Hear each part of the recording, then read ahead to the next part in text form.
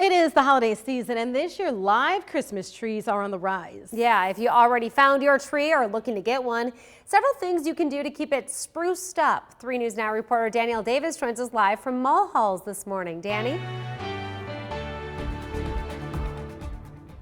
Good morning, guys. Yes, if you have not gotten your live Christmas tree yet, well, you better act fast, because if you want a live tree, they are selling out fast. Now, while it looks like a lot of trees are here, they've actually sold out more than half of their inventory already, and it's only early December. And for those of you who do have that tree, if you want it to last and looking good until Christmas, you got to give it a lot of TLC. And to talk a little bit more about Christmas tree care trips, joining me now is Ethan Anderson. And Ethan, I'm just curious, with all these beautiful trees here and so many different types, what's been your most popular tree selling this far? Our most popular is definitely the Fraser fir, just because its shape and color is just very unique. A lot of people go towards that. It's kind of the traditional Christmas looking tree.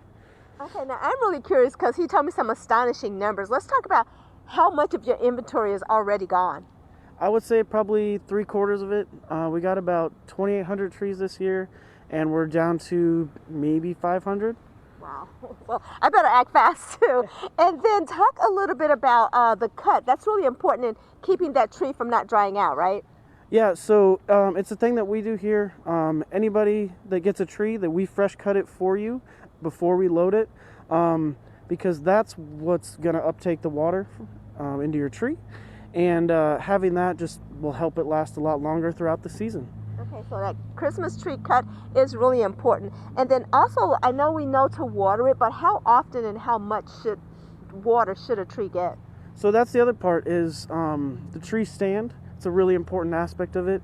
Making sure you have one that's the right size that will hold enough water that, if you have to water it every day, you do what you have to do. But there's some stands that will allow you to water it every few days, or maybe, every 4 days or something like that. So finding the right stand for your size of tree is also very important. Okay.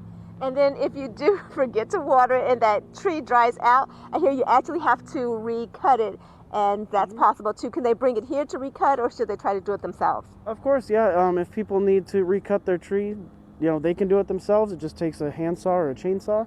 But we'd be more than happy to do it for all of our customers. Okay, perfect. And then because it's just only natural for the tree needles to fall on the ground, I learned from experience you don't want to use a vacuum cleaner to get those up. It may not damage it right away, but eventually it is going to cause some problems. So just sweep up those trees. So again, if you have not already gotten your live tree, you want to head out and get one. They're selling fast this season because the beautiful smell of pine tree is in the air. This is Danielle Davis live at Mulhall. I'll send it back to you guys in the studio.